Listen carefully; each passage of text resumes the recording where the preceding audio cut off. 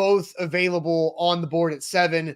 Is it the left tackle out of Notre Dame, Joe Alt, or is it playmaking wide receiver out of LSU, Malik Neighbors? Well, look, sex sells. We all know the chat diving into sex selling.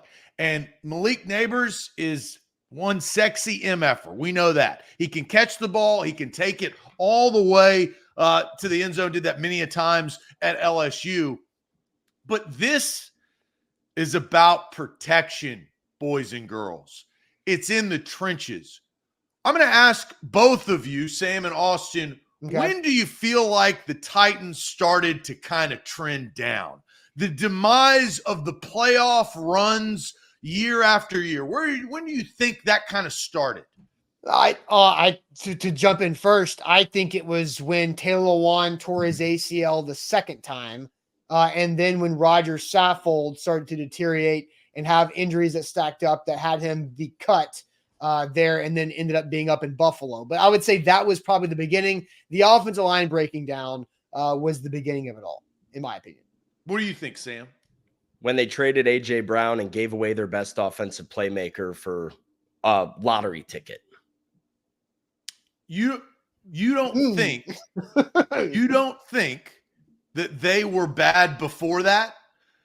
Like starting to trend. I mean, they were the 1 seed in the AFC. And after that happened, things started to change. What happened when they don't have a quarterback to throw to anybody, right? Sure. Lewan and Saffold, all of those things did happen. But look at the statistics of what their offensive line represented over the last 3 years. Sacks allowed. Let's churn it back. If you go back to the demise, and we all agree that it started to trend down, 2021, they ranked 26th in sacks allowed. 2022, 27th in sacks allowed. 2023, last year, it's not getting any better. They were 28th in sacks allowed. They might as well, that barn door might as well have been wide open. Wide receiver is nice, and I think that they need wide receivers. But Sam, what did they just do in free agency? They just signed a massive wide receiver, the wide receiver in free agency. But what's a wide receiver if you don't have anybody to throw to him? The most reliant position is wide receiver. You have to have a good quarterback. We've seen many a times great wide receivers get pissed off and frustrated on the sidelines because they've had a bad QB that can't get them the football. This team, the Tennessee Titans, the reason of their demise has been because they've gotten their quarterback injured. And it hadn't just been Ryan Tannehill. It was also Will Levis, their young budding rookie star. It wasn't because DeAndre Hopkins was on the field or they had playmakers. It was because he was getting rolled up on and sacks were allowed. You've got to take a step back, and I would say everybody that voted Neighbors in the chat, I don't hate Neighbors by any means.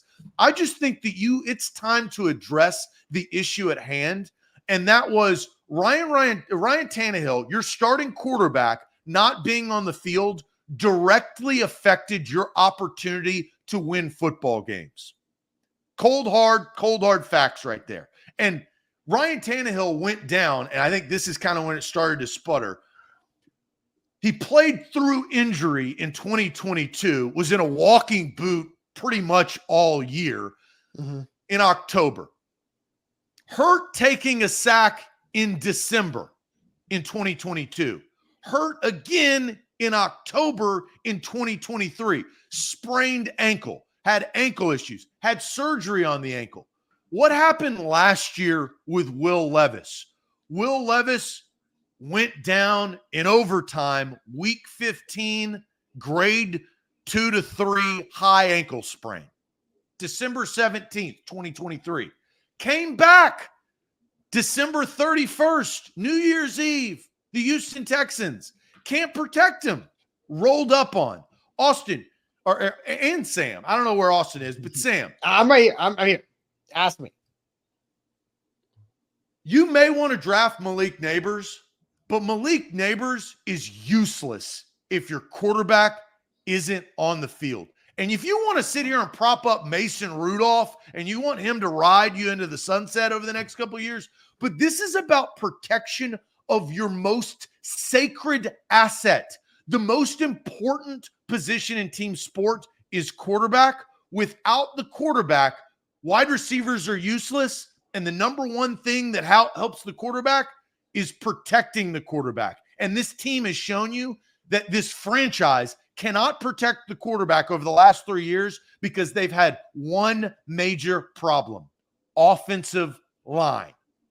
I would like to ask you real quick before I kind of get into my rebuttal to that. You referenced the sack numbers from 2023 all the way back to 2021.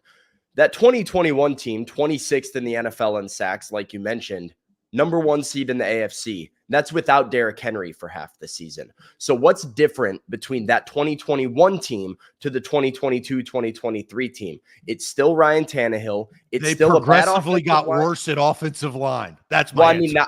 Not substantially. I mean, 26th to 28th is not a last huge year difference. They were dead. Like last year, Pro Football Focus, whether you like them, hate them, whatever, they graded the Titans to be the worst offensive line in the league. Sure. Because they finished last in pass blocking efficiency.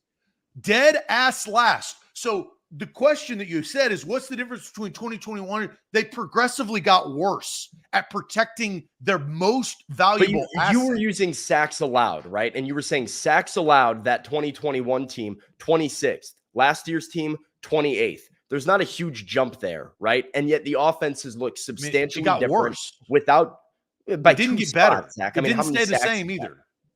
Sure. Okay. All right. But I mean, those are pretty comparable figures right there. The point is, what is the biggest difference between 2021 to 2023? And I think it's, yes, the offensive line was a problem, but the playmakers that were in the offense that had a poor offensive line were different, especially through the air, where Ryan Tannehill had more options to go to. He was healthier at the time. He had guys who could get open and therefore had more to work with, where he was able to get the ball out and not, take as many hits. I mean, injuries are part of football. And so I do want to start my rebuttal here by agreeing with Zach in the overall point that protecting the quarterback and having your quarterback healthy is of the utmost priority. That needs to happen regardless. None of it does matter if your quarterback is hurt, right? The Kansas City Chiefs can do whatever they want. If Patrick Mahomes goes down, they're not the Kansas City Chiefs anymore. And so protecting Patrick Mahomes needs to be a thing for them the same way it should be for every team building around a young quarterback.